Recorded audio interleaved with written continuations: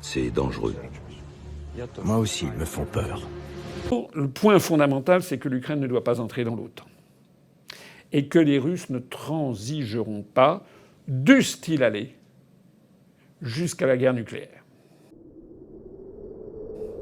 Dussent-ils aller jusqu'à la guerre nucléaire.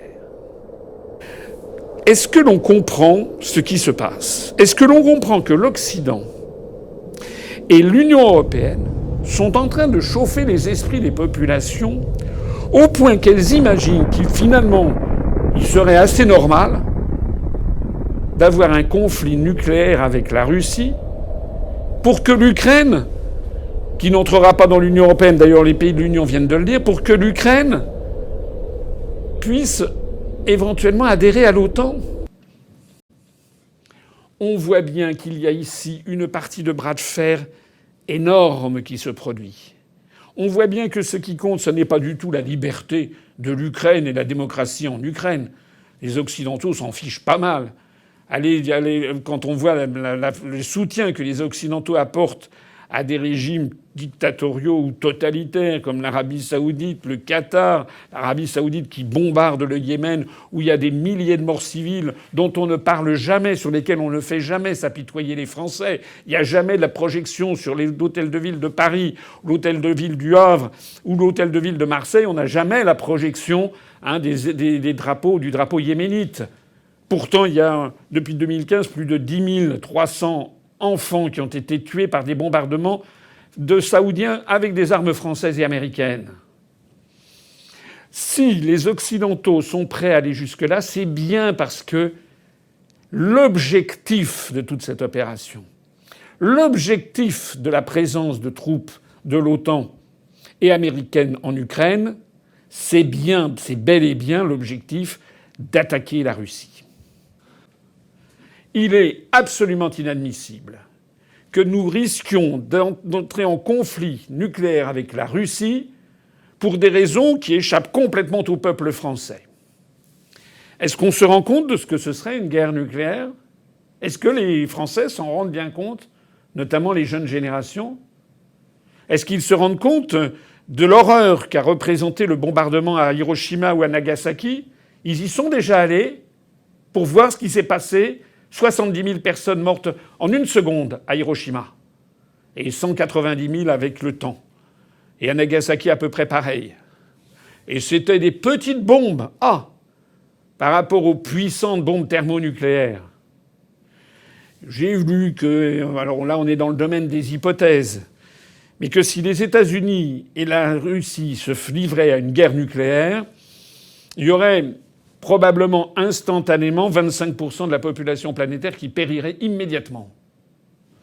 Mais ceux qui survivraient seraient dans une situation épouvantable parce que il se produirait un tel dégagement de poussière radioactive montant dans la stratosphère que pendant 2, 3 ou 4 ans, la planète serait plongée dans l'hiver nucléaire. Certains informaticiens ou ingénieurs aux États-Unis ont calculé par exemple que l'Iowa, l'État de l'Iowa aux États-Unis, pourrait rester 3 ans avec des températures inférieures à 0 degré. Plus de printemps, plus d'été, plus d'automne.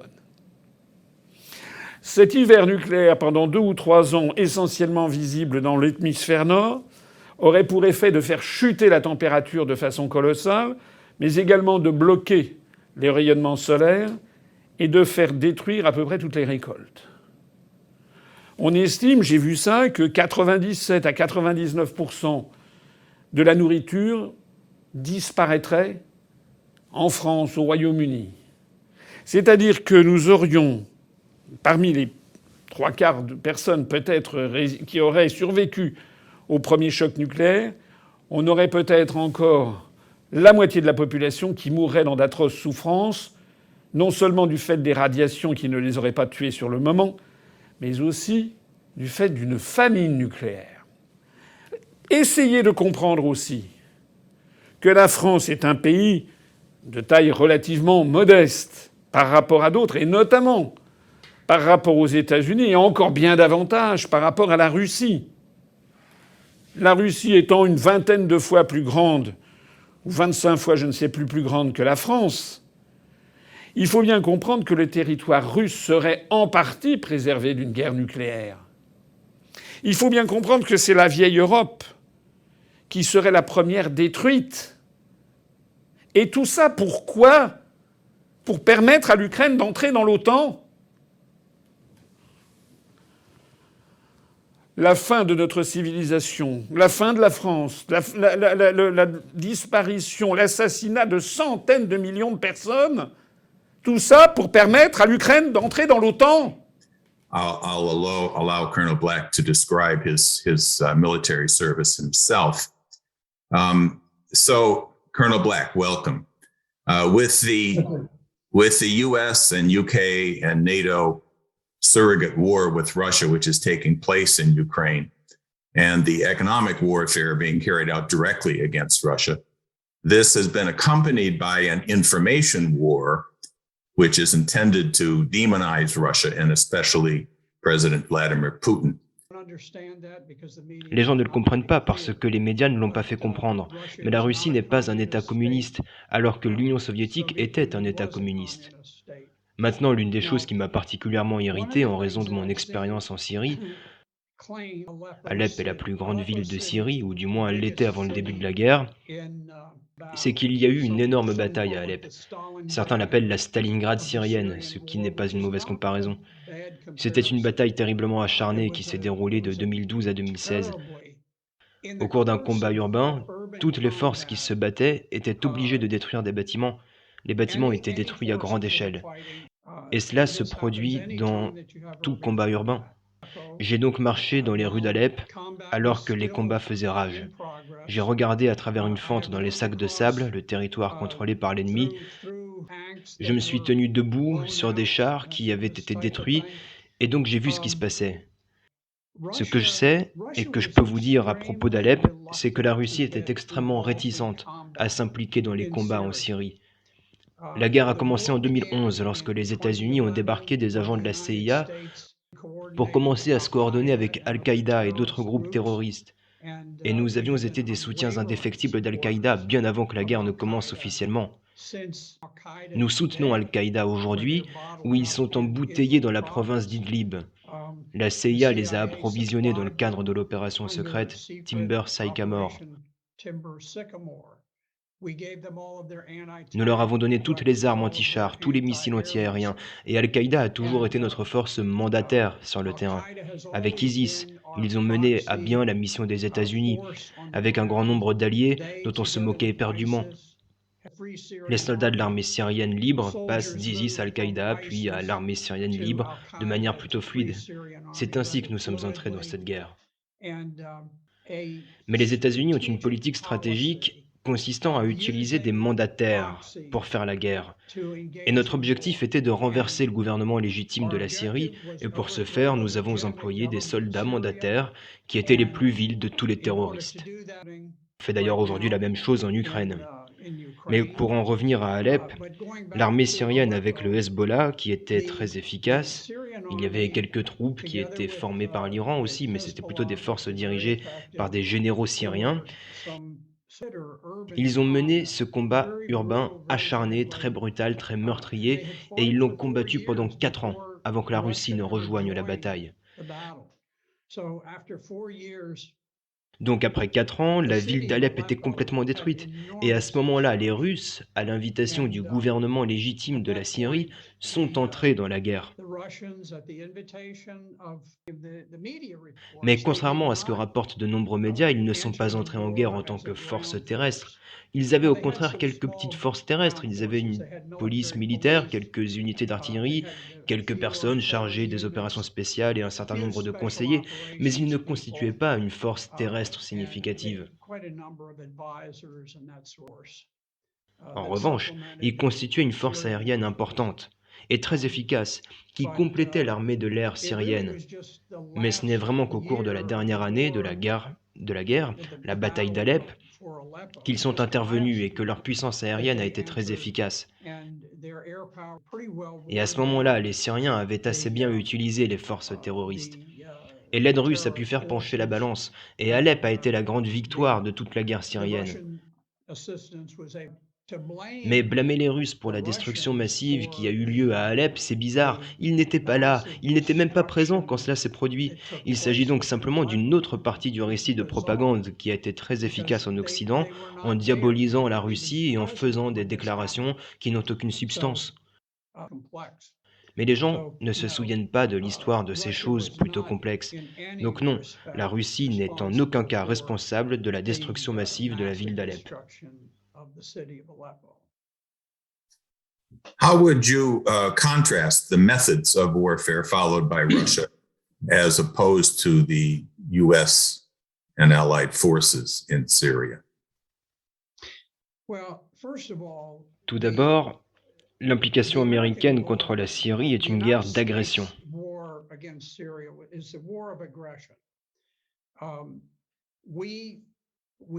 Nous avons mis en place un centre d'activité spécial très secret de la CIA. Ce sont en quelque sorte les James Bond de la CIA, totalement machiavéliques. Ils sont prêts à tout, tous les coups sont permis avec ces gars-là. Nous les avons envoyés et nous avons commencé la guerre en Syrie. La guerre n'existait pas jusqu'à ce que nous envoyions la CIA se coordonner avec les éléments d'Al-Qaïda. Nous avons donc commencé la guerre et nous n'avons pas été invités en Syrie. En fait, les États-Unis ont saisi deux grandes parties de la Syrie.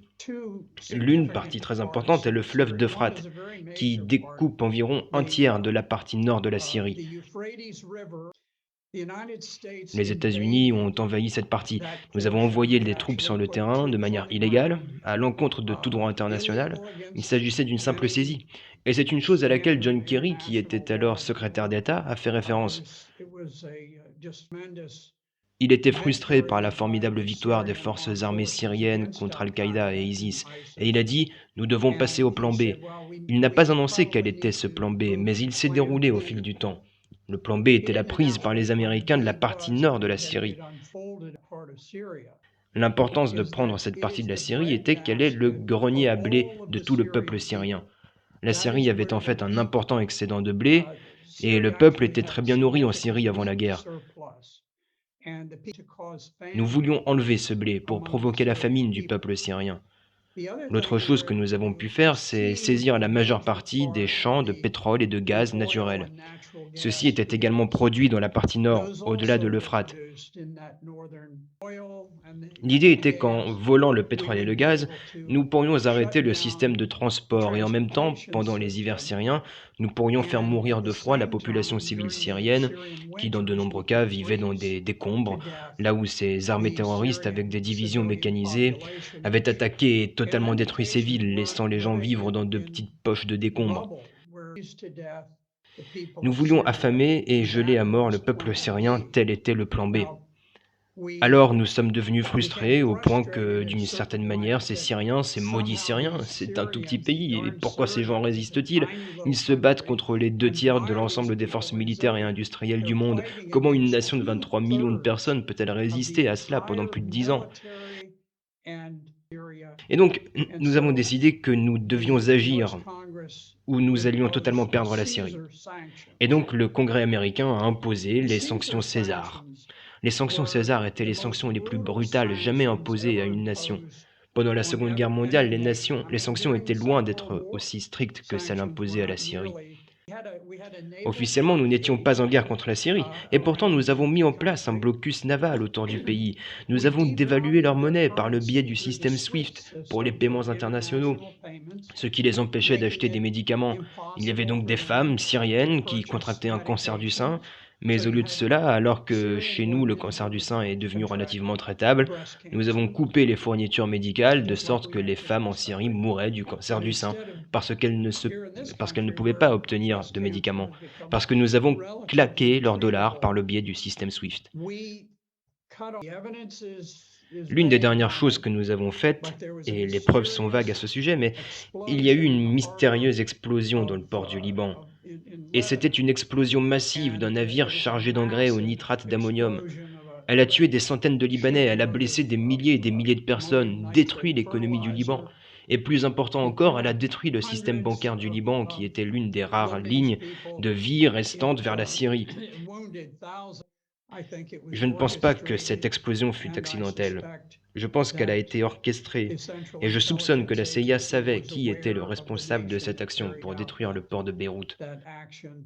Mais partout, on voit cette approche machiavélique où nous utilisons une force et une violence illimitées. Et en même temps, nous contrôlons les médias mondiaux au point d'effacer toute discussion sur ce qui se passe réellement. Donc, pour l'homme ou la femme de la rue, il pense que tout va bien, tout est fait pour des raisons altruistes, mais ce n'est pas le cas. Part of your military service was as a JAG officer, and for a period of time, you were the Army's criminal head of the criminal law division at the Pentagon. And in that light, what do you see as the of how these Caesar sanctions? How would you look at those from the perspective of international law and military law? Je n'étais pas expert en droit international, j'étais expert en droit pénal. Mais je dirais que faire la guerre à une population civile est un crime de grande importance dans le droit de la guerre.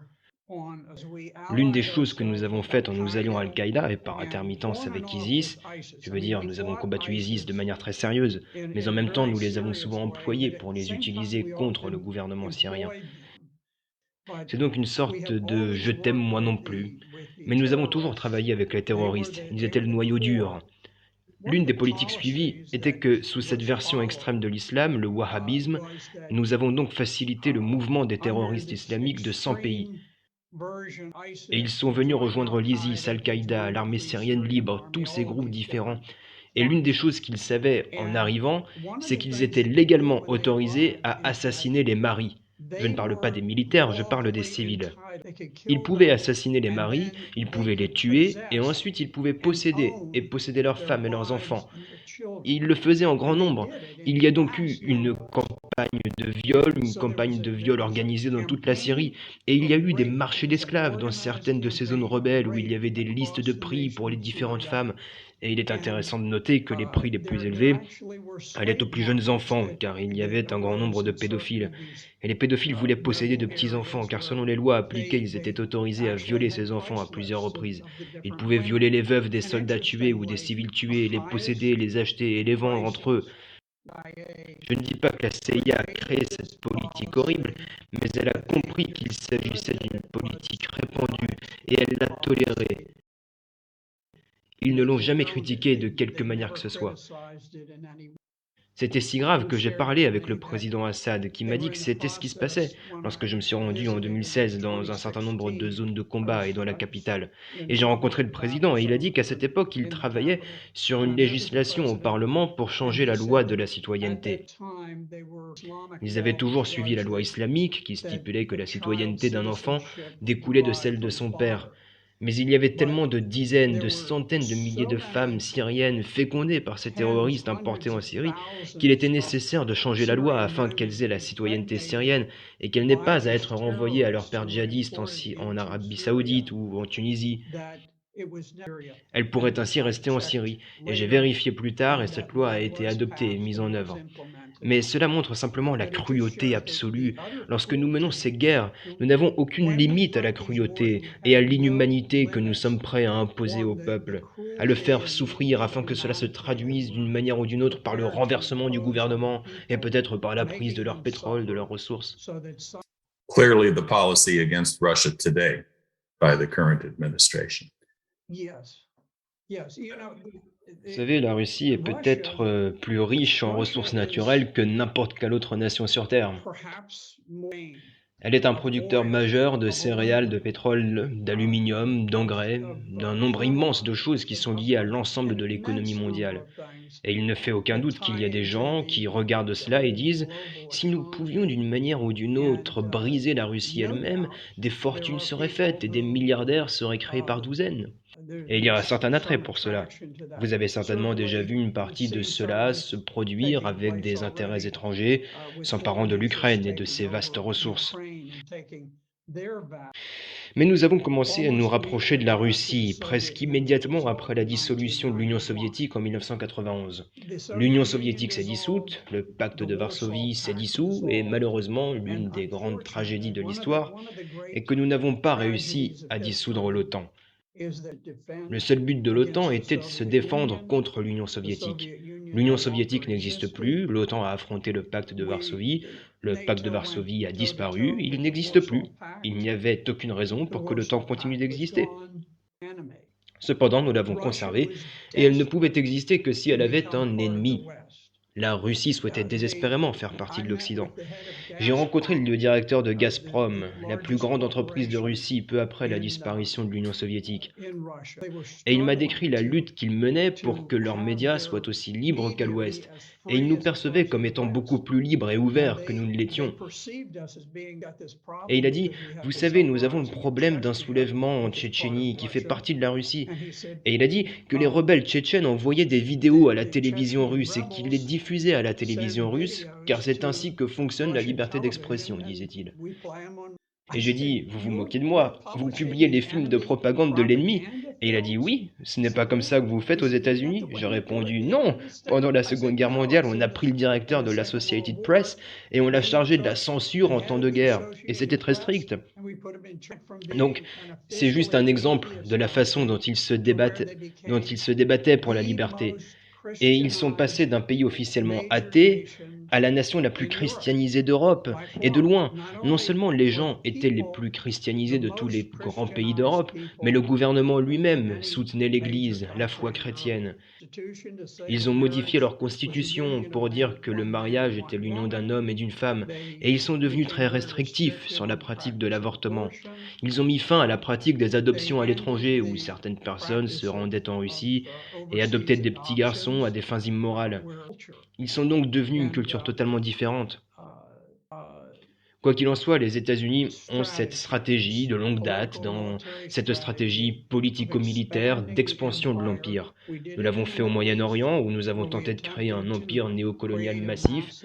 C'est devenu assez effiloché. Les gens n'en voulaient pas. Et il semble qu'il soit voué à l'extinction à un moment donné, mais il peut continuer pendant encore 100 ans. Mais quoi qu'il en soit, nous essayons de faire quelque chose de semblable en nous déplaçant vers l'Est, pratiquement jusqu'à la frontière russe.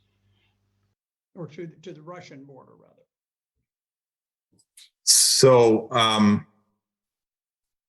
the U.S. and U.K. position on the war in Ukraine, just over these last few weeks, has now become not only supporting the war but victory at all costs. This has been declared by Defense Secretary Austin and others, and they are pumping in huge quantities of not only defensive but offensive military weaponry to the Kiev regime. What do you see as the consequence of this policy? Je pense qu'une chose qu'elle fera, c'est qu'elle garantira qu'un nombre énorme de soldats ukrainiens innocents mourront inutilement. Beaucoup de soldats russes vont mourir inutilement. Ce sont des gamins, vous savez, les enfants partent à la guerre. Je suis parti à la guerre quand j'étais gamin. Vous pensez que votre pays, bien ou mal, tout ce qu'il fait, c'est bien. Ça me brise le cœur. Quand je regarde les visages de jeunes garçons russes qui ont été abattus dans certains cas de manière très criminelle par les forces ukrainiennes, et de même, je vois des jeunes hommes ukrainiens qui sont massacrés sur le champ de bataille. Nous nous en moquons. Les États-Unis et l'OTAN, nous ne nous soucions pas de savoir combien d'Ukrainiens meurent. Pas les civils, pas les femmes, pas les enfants, pas les soldats. On s'en fiche. C'est devenu un grand match de football. Nous avons notre équipe, ils ont leur équipe, on veut marquer le plus grand nombre de points et les faire monter en D1. Et on se fiche de savoir combien de nos joueurs seront estropiés sur le terrain du moment qu'on gagne. Maintenant, nous expédions des quantités fantastiques d'armes et cela a provoqué la hausse des actions de Raytheon, qui créait des missiles, et de Northrop Grumman, qui créait des avions et des missiles. Toutes ces industries de la défense sont devenues énormément gonflées par l'argent des contribuables. Je ne pense pas que cela aille finalement changer le résultat. Je pense que la Russie va l'emporter. Les Ukrainiens sont dans une position stratégique très délicate à l'Est. Mais si on regarde la façon dont cela s'est déroulé, le président Poutine a fait un effort désespéré pour arrêter la marche vers la guerre en décembre 2021. Il est allé jusqu'à mettre des propositions écrites ad hoc sur la table de l'OTAN, des propositions de paix pour désamorcer ce qui se préparait.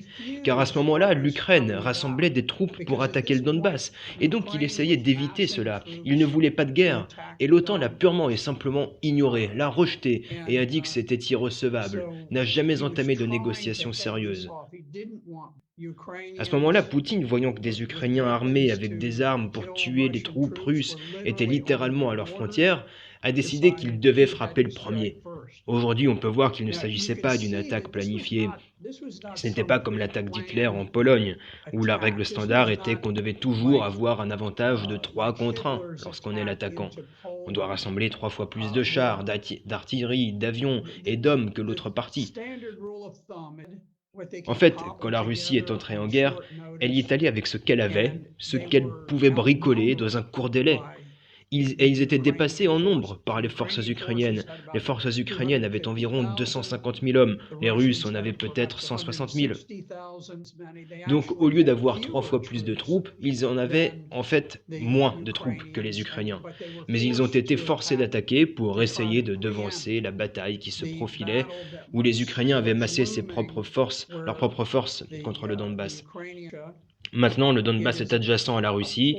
C'est une partie de l'Ukraine qui n'a pas rejoint le gouvernement révolutionnaire qui a mené le coup d'État en 2014 et renversé le gouvernement de l'Ukraine.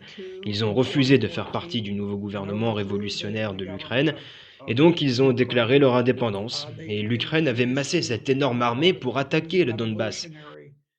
La Russie a donc été forcée d'intervenir pour prévenir l'attaque prévue par l'Ukraine. Et on peut constater que la Russie espérait vivement pouvoir mener cette opération spéciale sans causer de pertes excessives aux Ukrainiens, parce qu'elle considère les Ukrainiens, ou du moins elle les considérait, comme des frères slaves, et qu'elle voulait avoir de bonnes relations avec eux. Mais il y a une photo célèbre d'un char russe qui a été arrêté par un rassemblement d'environ 40 civils qui ont simplement marché sur la route et bloqué la route, et le char s'est arrêté. Je peux vous dire qu'au Vietnam, si un groupe de personnes s'était mis sur le chemin d'un char américain, ce dernier n'aurait pas ralenti, pas le moins du monde. Il n'aurait pas klaxonné, il n'aurait rien fait, il n'aurait pas tiré un coup de semonce, il aurait juste continué à avancer. Et je pense que c'est plus typique. Je ne suis pas en train de critiquer les Américains, j'étais là et je me battais et j'aurais probablement moi-même fait rouler le tank sur ce soldat debout. Mais ce que je dis, c'est que les règles d'engagement des Russes étaient très très prudentes. Ils ne voulaient pas créer beaucoup de haine et d'animosité. Les Russes ne sont pas entrés, ils n'ont pas bombardé le système électrique, les systèmes de médias, les systèmes d'eau, les ponts, et ainsi de suite. Ils ont essayé de maintenir l'infrastructure de l'Ukraine en bon état, parce qu'ils voulaient qu'elle revienne. Ils voulaient juste en finir avec ça et revenir à la normale. Cela n'a pas fonctionné, les Ukrainiens, la résistance a été étonnamment forte. Les soldats ukrainiens se sont battus avec beaucoup de courage, beaucoup d'héroïsme, et donc maintenant, le match s'est resserré et c'est devenu beaucoup plus sérieux. Mais il est étonnant de voir que la Russie domine l'espace aérien, et qu'ils n'ont pas mis hors service les systèmes ferroviaires. Ils n'ont pas mis hors service les centrales électriques, ils n'ont pas mis hors service tant de choses. Ils n'ont jamais bombardé les bâtiments du centre de Kiev, la capitale de l'Ukraine. Ils n'ont pas bombardé les bâtiments où le Parlement se réunit. Ils ont été incroyablement prudents sur ces questions, espérant contre tout espoir que la paix pourrait être rétablie. Mais je ne pense pas que l'Ukraine ait quoi que ce soit à voir avec la décision de paix ou de guerre. Je pense que la décision concernant la paix ou la guerre est prise à Washington. Tant que nous voulons que la guerre continue, nous la mènerons, en utilisant les Ukrainiens comme mandataires, et nous la mènerons jusqu'à la mort du dernier Ukrainien. How do you project the potential of a war breaking out directly between the United States and Russia, and what would that be like? Vous savez, si on revient à la Première Guerre mondiale, en 1914, on a eu l'assassinat de l'archiduc d'Autriche-Hongrie. Lui et sa femme ont été tués. À la suite de la mort de ces deux personnes, il y a eu un effet domino de toutes ces alliances, de la colère et de l'hystérie médiatique. Et avant que ça se termine, je crois que 14 millions de personnes avaient été tuées. Il est toujours difficile d'obtenir des chiffres exacts, mais quoi qu'il en soit, c'est un nombre énorme de millions de personnes qui sont mortes à cause de cela. Nous devons reconnaître le risque de jouer à ces jeux de dupes. Par exemple, les médias turcs ont publié un article disant qu'à Mariupol, où il y avait un grand siège, Les Russes avaient finalement gagné. La seule zone qu'ils n'ont pas encore prise est cette énorme Asyrie.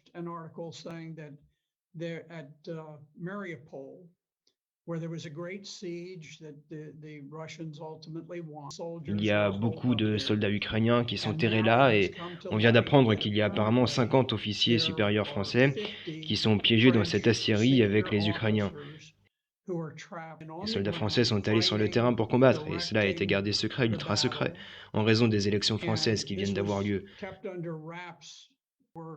Si les Français avaient su qu'il y avait un grand nombre d'officiers français piégés et qu'ils allaient probablement mourir dans cette usine sidérurgique, les élections auraient tourné dans l'autre sens, Marine Le Pen aurait gagné. Il était donc très important pour l'ensemble de l'État profond que l'on ne sache pas que ces officiers français étaient là. Nous savons qu'il y a des officiers de l'OTAN présents sur le terrain en Ukraine en tant que conseillers et ainsi de suite. Nous courons le risque, je pense, et c'est une supposition, je peux me tromper, que le navire amiral de la flotte russe de la mer Noire, le Moskva, a été coulé après avoir été frappé par des missiles anti-navires. Je pense qu'il y a une bonne chance qu'ils aient été tirés par les Français. Maintenant, je peux me tromper, mais ces missiles sont si ultra sensibles et si dangereux pour nos navires que je ne pense pas que l'OTAN confierait les missiles aux Ukrainiens ou à qui que ce soit d'autre. Je pense qu'ils doivent être maintenus sous le contrôle et l'opération de l'OTAN. Donc je pense que ce sont probablement les forces de l'OTAN qui ont effectivement coulé le Moskva. Et on peut voir toutes ces mesures prises qui sont très imprudentes. Et à chaque fois que nous faisons monter les enchères, il se trouve que je suis un républicain, mais nous avons 2 sénateurs républicains américains qui ont dit « Nous pourrions avoir besoin d'utiliser les armes nucléaires contre la Russie. C'est insensé !» Je pense qu'il est important que les gens commencent à discuter de ce que signifierait une guerre thermonucléaire. Maintenant, nous devons comprendre. Nous pensons, nous sommes grands et nous sommes mauvais et nous avons tous ces armes. La Russie est à peu près comparable aux États-Unis en termes de puissance nucléaire. Ils ont des missiles hypersoniques que nous n'avons pas. Ils peuvent échapper dans l'absolu à toute détection opportune. Et ils peuvent tirer des missiles depuis la Russie et atteindre San Francisco, Los Angeles, Chicago, Détroit, Baltimore, Washington, New York. Et si on pense à la Virginie où je vis, s'il y avait une guerre nucléaire, n'oubliez pas qu'ils ont également une très grande flotte efficace de sous-marins nucléaires qui se trouvent au large des côtes des États-Unis. Ils ont un grand nombre de missiles à tête nucléaire et ils peuvent échapper à toutes nos défenses. Donc, juste en Virginie, si on regarde, toute la Virginie du Nord serait essentiellement anéantie. Il ne resterait pratiquement aucune vie humaine dans les comtés de Loudoun, du Prince William, Fairfax, Arlington, Alexandrie. Le Pentagone se trouve dans le comté d'Arlington. Le Pentagone serait simplement une masse incandescente de sable fondu. Il n'y aurait aucune vie humaine là-bas, et il n'y aurait aucune vie humaine à des kilomètres à la ronde. Juste de l'autre côté du Potomac, le fleuve qui coule notamment en Virginie, il n'y aurait plus de vie le long de ce fleuve. Le bâtiment du Capitole disparaîtrait à jamais. Tous les monuments, toutes ces choses glorieuses, rien ne resterait.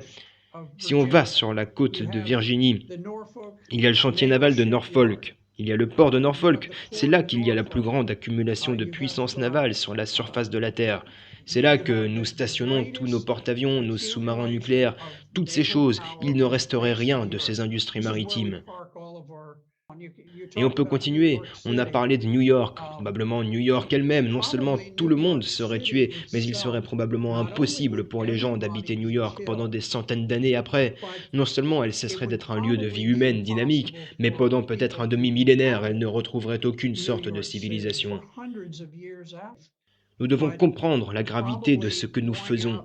Peut-être que si on comprenait que c'était une question de vie ou de mort pour les États-Unis, ce qui se passe en Ukraine, ce serait une bonne chose.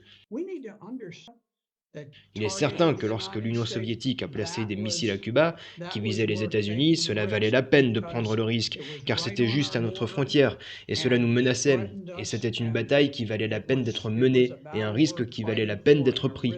Les Russes sont exactement à l'image de cette situation. Car pour eux, la vie de la Russie dépend de l'arrêt de l'avancée de l'OTAN en Ukraine jusqu'à leurs frontières. Ils ne peuvent pas se permettre de ne pas mener cette guerre. Ils ne peuvent pas se permettre de ne pas gagner cette guerre. Donc je pense que jouer à cette escalade constante dans une guerre qui vraiment dans un endroit qui n'a aucune signification pour les Américains. L'Ukraine n'a aucune signification pour les Américains, elle n'a aucun impact sur nos vies quotidiennes. Et pourtant, nous jouons à ce jeu imprudent qui met en danger la vie de tous les habitants des États-Unis et de l'Europe occidentale. Pour rien, absolument pour rien. Many flag grade officers certainly understand the consequences that you just described in a rather hair-raising way.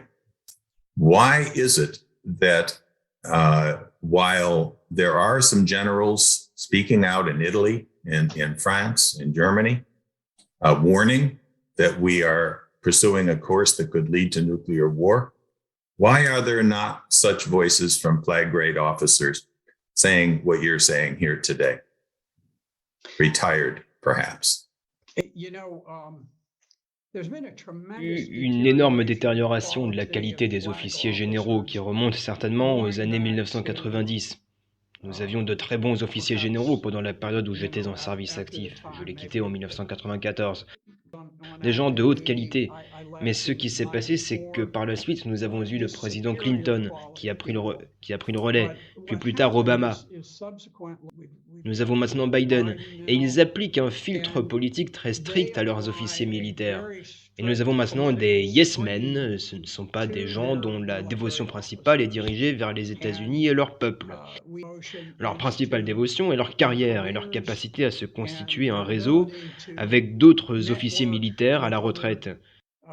Il existe un réseau très solide qui peut placer les généraux militaires dans des groupes de réflexion où ils font la promotion de la guerre, dans des organisations comme Raytheon et Northrop Grumman, et toutes ces opérations de défense où ils peuvent siéger dans des conseils d'administration et des choses de ce genre.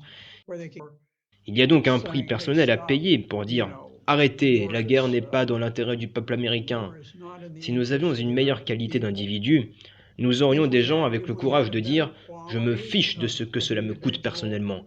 Mais il est très difficile d'accéder au rang supérieur si vous êtes un individu guidé par ses principes et le patriotisme et la dévotion au peuple de cette nation. Ce n'est tout simplement pas comme ça que ça fonctionne. Et à un moment donné, nous avons besoin d'un président qui ira secouer l'arbre et fera tomber beaucoup de ces gens parce qu'ils sont dangereux, ils sont très dangereux pour l'Amérique.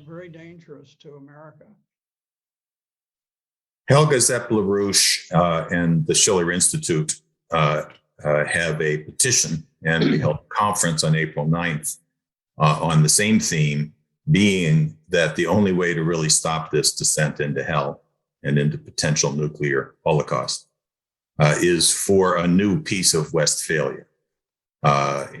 In this case, a international conference to secure a new security architecture and a new development architecture, the right to development for all countries. And like the Peace of Westphalia, one in which all sides sit down together, recognize their interests, their sovereign interests, as including the sovereign interests of the others, and forgiving all past crimes. Anything short of that is going to keep this division of the world into warring blocs. Just like I asked what's keeping the generals from speaking out, why and what will it take to get Americans to recognize that we can and must sit down with Russians and with Chinese and with all other nations and establish a true, a just world based on the dignity of man and the right to development and security? Malheureusement qu'on n'y arrivera pas sans douleur, tout comme ce fut le cas pour la paix de Westphalie. Une guerre nucléaire le ferait. Un cataclysme économique d'une ampleur sans précédent, résultant de l'impression effrénée de monnaie à laquelle nous nous sommes livrés au cours des 20 dernières années, il y a des choses qui pourraient le provoquer. Mais à ce stade, les médias ont été si totalement censurés et si partiaux que le peuple américain ne perçoit pas vraiment la nécessité de quelque chose de ce genre. Cela va être difficile. Vous savez, il y a quelque chose d'intéressant qui s'est produit. Ici, dans ce pays, on pourrait penser que le monde entier est contre la Russie. Ce n'est pas le cas.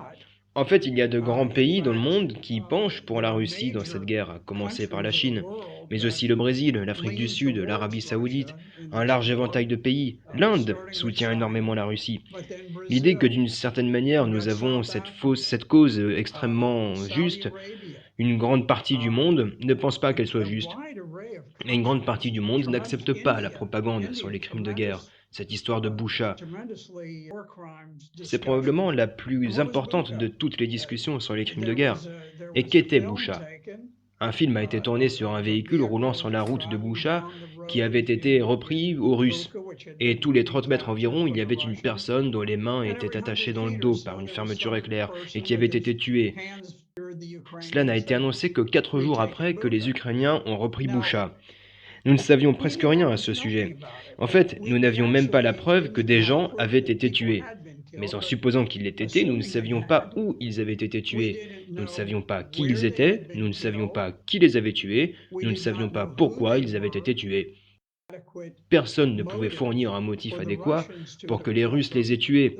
Les Russes ont tenu Boucha pendant un mois. S'ils voulaient les tuer, pourquoi ne les ont-ils pas tués pendant ce mois? Et ils avaient massacré un groupe de personnes. Ne seraient-elles pas toutes au même endroit? Et ne les abattraient-elles pas toutes là? Pourquoi seraient-ils répartis le long d'une route à 1 kilomètre de distance? Cela n'a aucun sens. Ce que nous savons, c'est que 4 jours après que le maire de Boucha a joyeusement annoncé que la ville était libérée, 4 jours après que l'armée ukrainienne s'est déplacée et que son bras spécial de propagande est arrivé, tout à coup, il y a eu ces morts sur la route. Comment se fait-il qu'ils ne fussent pas là quand les Russes étaient là? Comment se fait-il qu'ils ne soient apparus qu'après le départ des Russes? Si j'envisageais cette affaire comme une affaire criminelle standard, et que je m'adressais à la division des enquêtes criminelles, ou au FBI, ou à la police militaire ou autre, je dirais, la première chose à faire, c'est d'examiner les Ukrainiens. Mon intuition, et on commence toujours avec une intuition quand on enquête sur un crime, mon intuition est que les Ukrainiens ont tué ces gens après avoir emménagé et après avoir regardé autour d'eux. Qui était amical envers les troupes russes, pendant que les Russes étaient ici, nous allons les exécuter. Voilà ce que je pense, parce que je ne vois aucun motif pour que les Russes aient juste tué quelques personnes en quittant la ville. Et personne ne remet ça en question, parce que les médias d'entreprise sont si monolithiques. Nous savons de sources sûres, de la bouche du directeur d'un hôpital ukrainien, le type qui dirigeait l'hôpital, qu'il s'est vanté d'avoir donné des ordres stricts à tous ses médecins, que lorsque des prisonniers de guerre russes blessés, lorsque des blessés étaient amenés, ils devaient être castrés. Il s'agit d'un horrible crime de guerre, confessé par les mots de l'administrateur de l'hôpital même, et le gouvernement ukrainien a dit « Nous allons examiner cela », comme si ce n'était pas grave. Je ne peux pas penser à un crime de guerre plus horrible que ça. Où en avez-vous entendu parler? Sur ABC, MSNBC, CNN et Fox News? Pas un murmure. Et pourtant, la preuve est indéniable.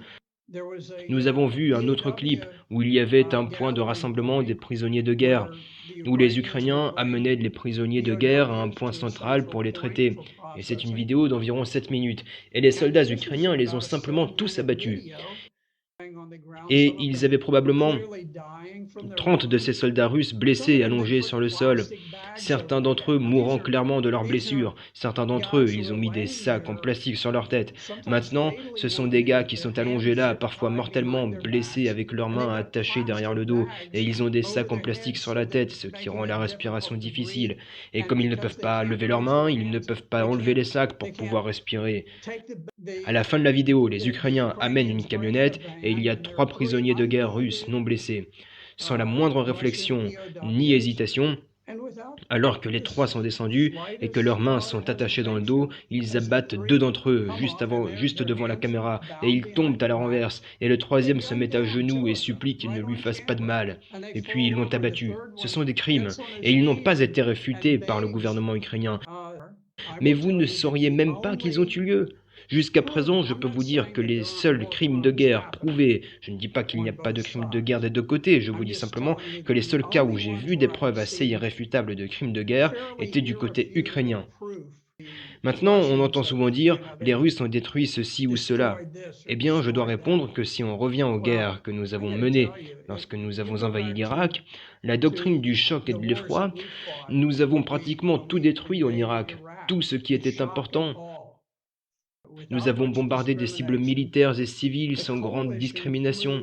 La coalition a effectué 100 000 sorties en 42 jours. Comparez cela aux Russes, qui n'ont effectué que 8 000 sorties sur la même période. 100 000 sorties américaines contre 8 000, à peu près dans le même laps de temps. Je pense que les Russes ont eu tendance à être plus sélectifs. La doctrine du choc et de l'effroi est que l'on détruit tout ce qui est nécessaire au maintien de la vie humaine et au fonctionnement d'une ville. On détruit l'approvisionnement en eau, l'approvisionnement en électricité, le chauffage, le pétrole, l'essence, de sorte que l'on détruit tous les ponts principaux. Et ensuite, on continue à tout détruire. Donc c'est vraiment ironique. Et gardez à l'esprit que l'Irak est un pays relativement petit. L'Ukraine est un pays immense. 100 000 sorties en 42 jours d'un côté, 8 000 sorties dans le même laps de temps de l'autre. Une énorme différence de violence entre ce que nous avons fait en Irak et ce qu'ils ont fait en Ukraine. Donc il n'y a tout simplement pas de crédibilité quand on s'en tient aux faits et qu'on regarde la façon dont la guerre a été menée. Well, Senator Black, Colonel Black, I think the way you have described the horror that's already taking place, and considering that we can't wait for a nuclear war to provoke a new Peace of Westphalia, and I would suggest that what you've described is already horrific enough. And when combined with the hyperinflationary breakdown now sweeping the Western world, which everybody is being affected, we believe that we have to take that as the adequate horror and recognition of a descent into a dark age to motivate citizens in Europe and the United States.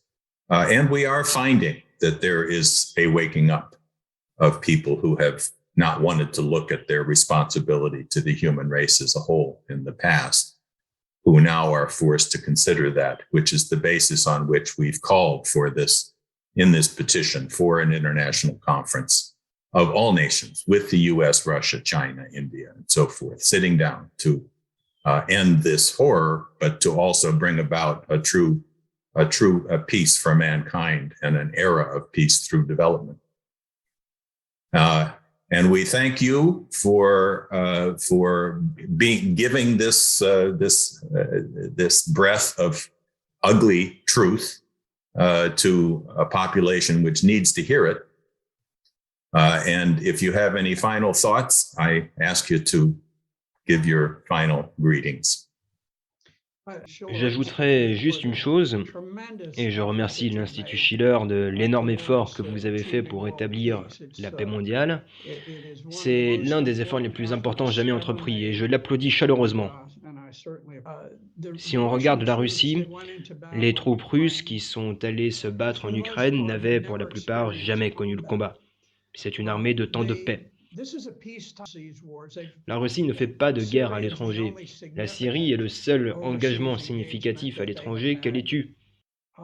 Ou on compare cela aux États-Unis, où littéralement parlant, si un soldat prend sa retraite aujourd'hui après une carrière de 30 ans dans l'armée, il n'aura pas servi un seul jour où les États-Unis étaient en paix. C'est assez étonnant. Et on compare cela avec l'armée russe, où à quelques exceptions près, le pays a été en paix. Donc, nous devons vraiment commencer à penser à la paix et aux limites de la guerre. Cette idée que d'une certaine manière, nous avons besoin d'un jeu à somme nulle où nous apprenons de l'autre et cela nous améliore. Nous sommes dans un monde où tout le monde peut gagner et prospérer grâce à la paix. Mais je crains que l'hyperinflation ne soit le signal d'alarme qui fera prendre conscience au monde que nous devons avoir un nouveau paradigme pour l'avenir. Et je pense que la paix de Westphalie pourrait alors devenir une possibilité. Je vous remercie donc encore une fois de m'avoir donné l'occasion d'être ici. Il y a toujours de l'espoir et je pense qu'il y aura de bonnes chances dans le futur si nous nous battons pour elle. And thank you very much from Schiller Institute, the LaRouche Organization, and EIR. We'll get this posted as quickly as we possibly can because it's going to have a tremendous impact. Thank you. Merci beaucoup. Je suis absolument scandalisé qu'il ne se trouve pas un seul candidat à l'élection présidentielle pour dire ça ne va pas. pour dire qu'il faut arrêter tout de suite. L'Union européenne ne doit plus livrer une seule arme à l'Ukraine. L'Union européenne ferait bien de s'inspirer de l'exemple qu'a donné le Premier ministre israélien, Naftali Bennett, qui est allé en Russie discuter avec Vladimir Poutine. Il en est sorti en disant « M. Poutine n'est absolument pas paranoïaque, il est parfaitement rationnel ». Après, il est allé voir Zelensky en Ukraine. Et il lui a dit « acceptez les 4 points de la Russie ». Je les rappelle, les 4 points. Démilitarisation de l'Ukraine, refus d'entrée, engagement comme quoi l'Ukraine n'entrera jamais dans l'OTAN, et adoption donc d'un principe de neutralité dans la constitution ukrainienne, reconnaissance des républiques du Donbass, reconnaissance du rattachement de la Crimée à la Russie. La Russie, Vladimir Poutine n'a jamais varié sur ce point. Alors, je trouve qu'il est absolument inadmissible qu'alors même que nous sommes dans une élection présidentielle, ces sujets où il est question rien de moins peut-être que de maintien de la vie sur Terre, de la destruction de toute civilisation sur le continent européen et peut-être sur l'ensemble de l'hémisphère nord, il est dingue, en fait, que ce soit traité avec frivolité. On a vu M. Macron riant aux éclats dans la Galerie des Glaces à Versailles, tenir des propos devant les médias, alors devant les télévisions françaises, jouant comme ça le père de la nation, c'est très inquiétant, je suis pessimiste. Et ensuite, devant des télés étrangères, I am definitely optimistic, ça veut dire je suis absolument optimiste. Je suis inquiet, pessimiste. Mais il a aussi fait une déclaration à la presse étrangère. Avec le président. Avec Vladimir Poutine, vous avez vu la possibilité d'espoir. C'est possible de répondre en anglais, s'il vous plaît, s'il vous plaît. If you want. Et on sait ce qu'il va répondre. Pessimiste en anglais se dit pessimistique. You know, I'm definitely optimistic. Qu'est-ce que c'est que ça? La France est tenue par une bande de gamins. Ils ne se rendent pas compte de leurs actes ni de leurs propos. Qu'est-ce que c'est que Mme Pécresse, lorsqu'elle se permet de dire à la télévision ou à la radio française que Poutine est un dictateur qu'il va falloir stopper? J'aimerais bien qu'ils nous disent ce qu'ils pensent de ce qui s'est passé à Cuba en 1962. Parce qu'ils ont toujours éludé cette question. Est-ce que oui ou non, Kennedy a eu raison de menacer de guerre nucléaire si les Russes poursuivaient dans leur projet d'installer des missiles à Cuba? Ils en pensent quoi? Ils pensent que la Russie aurait dû maintenir ses missiles à Cuba? Je suis persuadé que non.